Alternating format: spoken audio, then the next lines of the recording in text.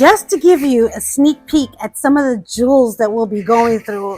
I can't wait to go through some of these pieces with you. Hi, this is Jackie from Bronx Baubles bringing you another exciting video. So, without further delay, let's just get this video started.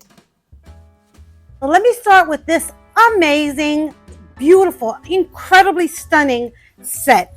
This set right here, I actually did not find this at a thrift store. I bought this off of Etsy. I've been fascinated, completely, utterly fascinated with these Sicilian-headed vase. And I have my eyes on the set. I think it will be absolutely amazing with my eclectic apartment. And since I have a lot of plants and these Sicilian heads are filled with a lot of color, I think it'll be perfect. But they're also quite expensive, so I'm saving to purchase them. In the meantime, I saw this and I had to get it. There's a whole story behind Sicilian heads, and I think I'm going to do a video on it. Here I have two porcelain Chinese Asian themed necklaces, one in white and one in black, and I was super duper happy to find these. And it has the beautiful little filigree clasp on them. Just listen to the sound, it's just so beautiful. I have a bunch of these in all different colors, and I have to show you pictures of what I have and maybe do a video on it. I'm doing tons and tons of videos these days. So this necklace here has these beautiful peaches. And then this one has, I think it's, I don't know what sort of flower. There's different colors on this. It looks like maybe some lilies, some peonies, some poppies. These are beautiful porcelain necklace. And I think I paid $10 for this. So I thought it was a good find. Then I bought this necklace, and I was hesitant to buy it at first because it really is rather simple, but then it's not. This is made with what looks like some kind of stone, perhaps a jasper, and it's faceted, and it's by a company called Brooches. And I just fell in love with the color of it. Look how amazing. It's really hard to find necklaces like this. The reason why I bought it was because it wasn't red, although it looks sort of red. It might even come off on the YouTube channel as red. It's actually more orange in nature, just a beautiful, beautiful, vibrant orange. It is stone, and when you touch it, it is cold to the touch. It's faceted. There's some veining inside, and it's just absolutely stunning. Lately, I've been on a pearl kick, and I am taking a certification class on how to be a pearl expert. I haven't finished completing it. I can't wait to tell you guys when I do. But because of that, I have this new fascination with pearls. Pearls is one of those necklaces that never, ever, ever go out of style. This one I bought, I knew that it was imitation pearl, but listen to it. It's made with glass, and it's a really, really good set of pearls. It has some weight to it. And, I mean, who could go wrong with a strand of pearls? This one happens to be by Monet. Part of my training on being a pearl expert is by touching and looking and feeling pearls. So I started pulling out pearls from my collection, and I started inspecting them. And I have a new trained eye for pearls now because I'm taking this class. Then I have this necklace right here. This is such a beautiful, beautiful 1970s necklace. And this necklace is, you can see the little dangles, movement. Anything with sort of movement is always great because movement catches people's eyes. So when you see someone wear a necklace like this and they're moving, the shakiness of the fringe would attract your eye to them. I took a quick look at it. I thought it was worth $3.99. And then when I got it home, I realized it has a copyright symbol, and it's by Brooches Picard, which is a name brand. So now this elevated this necklace. I have no idea. I would guess over $100. I typically gravitate towards gold, although the last necklace I showed you from Brooches Picard was silver, and I'm trying to add more silver to my collection, but I've always loved gold pieces. They're shiny, and I just love them. And this one happens to be by a name brand that I'm not too familiar with. It actually has 2 hanging metal tags, which is pretty phenomenal actually. And the tag has a crown on it and it says Tutti Frutti. Does anybody know what Tutti Frutti brand is? I try to look it up and all I come up with is all the Cartier Tutti Frutti necklaces. But the reason why I picked this up because it had the gold tags, which tells me that it's better quality made. It has this lobster claw, so this tells me that it's past 1990. It's not a 1980s piece, I don't think. I think it's a little bit more, maybe 2000s and up. So I thought that, you know, this would make a wonderful charm necklace for big bulky pieces. So imagine this necklace just full with charms, and it could take me years to make.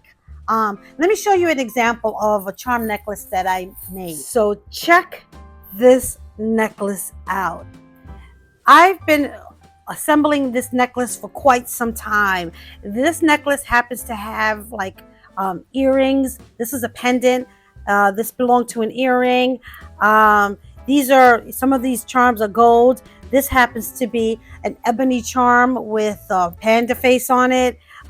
This charm right here is Victorian. When you open it up, there's a tiny little chicken there. I'll show you this necklace separate on its own on one of my videos. But this is a charm necklace that took me years to put together. I kept finding these charms and then I just kept adding to it. And now I'm to the point where I could probably start creating another necklace. This necklace happens to come from J. Crew's collection, the sterling silver. And I just think it's quite beautiful. And what I found here is this charm recently. And this charm is a Victorian locket. It has this beautiful diamond chip on it. And it's gold rolled filled. And I purchased this, I think, for $5. And it's probably worth $85 or $100. And then I found this gorgeous, cute little bracelet. And it wasn't for the bracelet. I actually bought the bracelet because it had this great charm. I would either take these charms and add it here, or I may even take out all the lockets I have off of this chain, make a separate chain, continue to add on to this chain and have 2 chains, one with the hearts on it and one with the charms on it. So here I also found what seems to be somewhat of an ordinary tennis necklace. I wouldn't say there's anything fabulously different about it. And what I noticed real quickly, and it's hard to tell, and if you don't know what you're looking for, you wouldn't even know, I found the swan trademark on here, which basically tells me that this is a Swarovski necklace. And in addition to it being on the clasp, the Swarovski logo, if it wasn't, you know, clear enough, was on one of the links. And so this is just a really, really pretty necklace that is like a choker. And I paid so cheap for it. I knew I had to get it because of Swarovski. I don't think I would have picked this up had it not had that name brand attached to it. And then here is another thing that I bought. This is so reminiscent of the 1980s. And the reason why I bought it was because it has these hugs and kisses. That's what these are. These are hugs and kisses. And back in the 80s, Paloma Picasso was known for her hugs and kisses. She did a whole line in Tiffany's, and she had a lot of jewelry and purses and belts and all kinds of stuff with the hugs and kisses. And I don't know, it kind of reminds me of my 80s. I used to love them a lot. And believe it or not, as heavy as this necklace is, I was looking for maybe an Ankline tag on it, or even a Paloma Picasso would have been nice. But instead, it had a tag, and it's called, there's like a cartouche in the back, and it's called Keys. I tried to look it up real quick, and I didn't find any comparables. The gold is still on there. There's no fading. There's no scratches. And so I thought it was a really good piece to buy. But just to speak on what I'm actually wearing, this necklace I bought, I don't know, maybe 10 years ago, 15 years ago, maybe about 10, 15 years ago. It's a J. Crew, and I was obsessed with J. Crew jewelry. I still pick them up every time I see them on thrift store if it's really well done and it's a piece that I don't already have, or even a piece that I have. I actually have 2 of these necklaces. And this is called Morocco. These big chunky stones made of glass. Like, oh my gosh. I've seen some of these new necklaces that are coming out that are made with plastic stones. So when you find jewelry that's made with glass stones, go pick them up. And of course, I had complete set syndrome with this. I bought the necklace, the earrings, and the matching bracelet. And I just love it. And it's still relevant to me today wearing it. And I think these pieces are going to be the future collectible. So here is another necklace that I purchased, and I've got several of these necklaces, and I don't know why I keep buying them, but I do. I would have sworn up and down this was a Monet, but I don't see a tag on it. Whether the tag fell off or not, it's just, I just can feel it and tell that this is a high quality tassel necklace and or lariat, and it comes apart like this, and so you can wrap this around your neck twice and tie it up like this. You can drape it around your neck and let it hang from the back. I think that's really, really pretty and sexy if you have a backless dress. And it's so well made, and there's no fading of the gold on this, and it's just absolutely fabulous. And I'm surprised that there's no mark on it. And I just had to get it. For my last necklace, I wanted to show you this sort of cheapy necklace. I call it cheapy because it's not high quality. At least I don't think it is. The plastic is pretty weighted, so it's not cheapy, but it's, you know, I wouldn't say top of the line. It's not made with real glass or anything like that, but I still loved it. And the reason why I love this necklace is because of the color. So sometimes I don't buy jewelry just because of the metal or the preciousness of it or the name brand. Sometimes I just want to rock a real pretty colored, unique piece of jewelry. And I mean, if you try to find this out while you're shopping to match it up, you'll never be able to find this color. This is such a unique dusty rose color. I've always shared with you that jewelry to me, it's not only just necklaces, earrings, bracelets, and that sort of stuff. Jewelry to me is also things that go in your hair, belts, and handbags. I was super excited to pick this handbag up. You know how much I love ethnic pieces of jewelry. Now check it out. I don't think it's big enough for a cell phone. So I think that purses like this are hard to sell because most young ladies today and anybody looking for things are looking for bags that they can put their cell phone in. But this was just too good to pass up. It has these agate stones, this filigree work, and it also has this granulation on it. And I would think that it's Middle Eastern. It has this metal fringe here, and it's just a gemstone purse. I want to show you this amazing purse that I picked up as well. It comes with the chain, which I left inside, and the chain is crossbody, so it's long enough to go across your body. Here's the little tags to hold the chain, and this is like a mosaic. I bet you it's Tibetan, I would think. So it has this beautiful mosaic pattern on it with this beautiful medallion made with brass and turquoise chips. And then this one has a bigger chip. And just look at this cylinder type shape. And I just fell in love with the color. I have a couple of these purses in different colors and different shapes, and I just had to pick this one up. And this one, I believe, can fit a cell phone. So let's take a look at the bracelets. I have this bracelet. It has this cobalt blue glass stone carved in with a flower motif on it. Very Art Nouveau-y, into Art Deco. I just fell in love with the blue color. Like I said before with that necklace, I sometimes pick up pieces because of the color. Had this been black, I probably would not pick it up because the metal is a little faded. It's not in the best shape, but this blue definitely attracted me. And I'm thinking of painting one of my closets this shade of blue, maybe a little bit bright. It's called Yves Klein blue. It's a beautiful, beautiful blue color. And that's what this bracelet reminded me, and that's why I picked this up. Then I picked up this bracelet. It wasn't marked, but there was something unusual about it, and I knew that it was sort of special.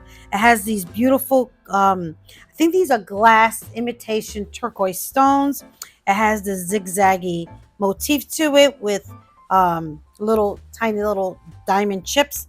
And then when you look at it from the side, you can see this lattice type work to it, and it's cuff, and it has great magnet to it so that it's not going to fall off your bracelet, your wrist rather. And you see this side versus that side. And when I looked this up, this is by a designer called Christina Sebastini, and I think it would be nice wearing an all black outfit, and then you got this with a little pop of turquoise, put on a turquoise earrings, and voila, you got yourself a real cool outfit. So that's why I picked this one up. Really, really like this one a lot. And then I picked up this bracelet. Now, this bracelet really, really intrigued me a great deal. First of all, it has semi-precious stones on this bracelet. You see the amethyst, the garnet, the peridot, and the crystal, and citrine. It also has these cultured pearls on it all throughout, and there's 4 different links. And it's pretty modern. I don't think this is vintage at all. But what I loved the most about this bracelet is the way it closes and opens. It has like this trumpet, trombone, I don't know what you call it. And you take it and you sort of slide it up. And when you slide it up, it has this little magnet. So it kind of clicks in place, and it's not going to come out. And then upon further inspection, it turns out that this is $9.25. Last on the bracelets is this beautiful charmer. I fell in love with all the different colors that this bracelet has. I tend to buy some of these bracelets when they're like $2.99, maybe even $3.99. Some of the bigger ones I might pay up to $5 for, but I like to see them stacked. I don't have a great wrist for that, but I just love it, and I think it kind of reminisces of Iris Apfel. But I bought this because I thought it'd be great to stack with some of the other ones that I have. And check it out. Isn't that really, really kind of like adds an extra little oomph to this? Gives it more of an Egyptian look to it. So let's move on to the earrings.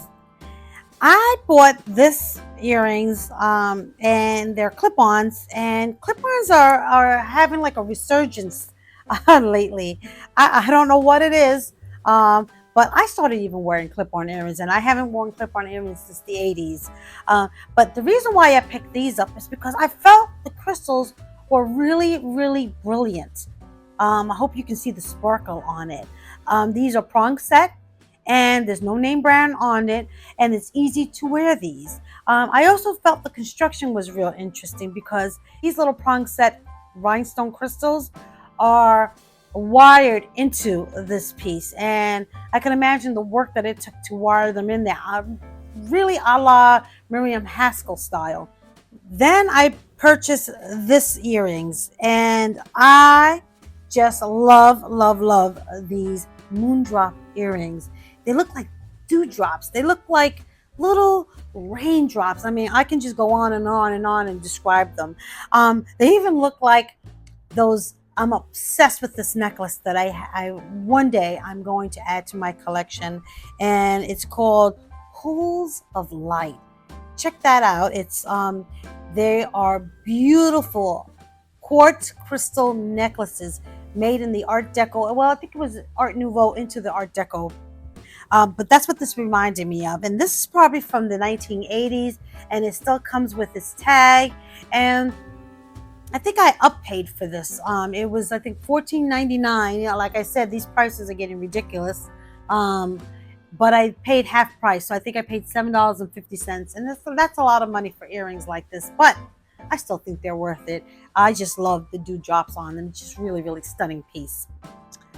And last, but certainly not the least, in my earrings is this chandelier. They're made in India, and there's a technique that they use to make these things. And just look at that.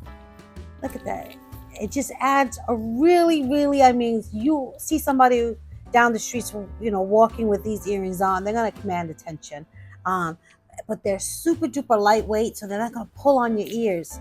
And that's one of the other reasons why I love this set so much. Beautiful. So let's move on to the brooches. I picked up these two huge Monet brooches, and these are in the Monet book. So these are definitely book pieces. This is a really iconic Monet brooch. You see this practically everywhere and anywhere. It does have a big punch. You can wear it every single day. It's made so well. Look how big this piece is. This is a really big piece, and pretty iconic. And then I also purchased this one. This is really just a stunning piece of jewelry. It's a piece of jewelry that you can wear every single day. It has this gorgeous leaf motif on it. It's a swirly swirl. Imagine wearing this on a lapel or on a hat or on a coat. It's just a really great piece. These are two Monet pieces and definitely worth buying. Then I picked up these two vintage scatter brooches. They're just little sparrows, little swallows, tiny little birds. You got the mama bird and the baby bird. Really sweet pieces, cute. Sometimes you gotta have a little fun with your jewelry. And I also picked up this little googly eye guy, and his eyes little just bugged out a little bit. These are really cute pieces. But I bought them because they're whimsical, and I probably give them away as gifts to friends. I have someone in mind that I like to give this to, and that's what I've started doing with my jewelry. I started sharing it with other people. I'm not ready to sell my jewelry just yet, although many people are encouraging me to try to sell my jewelry. I'm not ready to release my babies yet. But if it's for a worthy cause, I did a jewelry box full of just beautiful pink jewelry that I donated for breast cancer. Someone asked me to do that. So I like doing that. I'm not ready to sell them yet. But last, certainly not the least, is this gorgeous Christmas tree brooch. I did a video, I'll put the link below, on my Christmas tree brooch collection, as well as my Christmas brooch collection. I also did another video on how to display these, and it's on my playlist. If you look up Bling on the Holidays, you'll see it listed, but I'll also put a link below. And this year I bought a brand new tree.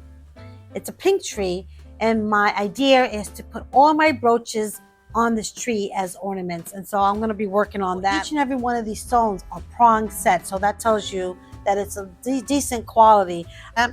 I just love it. I don't have any plans to sell it. I just want to put it on my Christmas tree. So that's, my friends, is my vintage custom jewelry haul. I explained to you why I purchased some of the things that I purchased. For everyone out there, you purchase the things that you love, things that tickle your fancy, things that are complete your collection. If you're a vendor, you want to get the good prices. New York prices for these jewels are really substantial, and they're getting pretty much to the point of being cost prohibitive. There's not much of a market. You see pieces that are being sold at thrift stores for $25 that are worth $35 if you get them on the secondary market. So what do you guys think? Are you experiencing the same thing that I'm experiencing here in New York, where these prices are getting ridiculous and getting outrageous? It's getting cost prohibitive. And what is your ideas about how we can continue to add to our collection? Do we have to now start paying good prices? Do we have to just maybe, grin and bear it? I'm thinking I'm going to shift some of my jewelry spending, and instead of buying quantity like what I have here, instead buy quality pieces. So take $100 and buy an amazing, beautiful artisan piece. So that's my idea of what I might be doing in the future. I think I always want to go for the chasing. Perfect example of that is when I found these earrings out in the wild, and I did a video on it, so I'll put the link below as well. They're worth about almost $150 to $200, and these are Miriam Haskell's.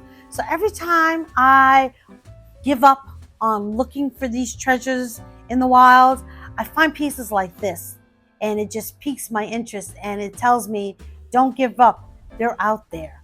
Keep looking. So that's probably what I will share with you, my friends. Don't give up. Keep looking. They're out there somewhere in the wild waiting for you to rescue them. And so, my friends, with that, I'm going to leave you with lots and lots of love. Don't forget to hit subscribe, leave me a comment, hit that like button, and as always, wear your fantastic, beautiful jewelry in good health. Ciao! How do you think she's going to react to this?